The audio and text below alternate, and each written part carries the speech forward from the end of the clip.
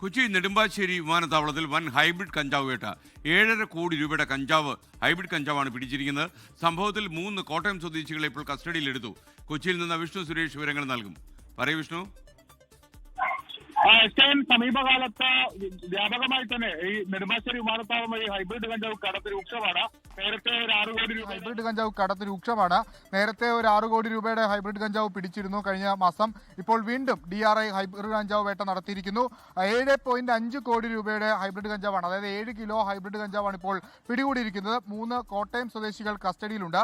Air Arabia വിമാനത്തിൽ അബുദാബിയിൽ നിന്നാണ് ഹൈബ്രിഡ് കഞ്ചാവ് എത്തിച്ചതെന്നാണ് ലഭ്യമാകുന്ന വിവരം. വിദേശത്തേക്ക് കടത്താൻ ശ്രമിച്ച 3500 അമേരിക്കൻ ഡോളറും ഒരു കസ്റ്റംസ് പിടികൂടിയിട്ടുണ്ട് കാസർഗോഡ് സ്വദേശിയിൽ നിന്ന്.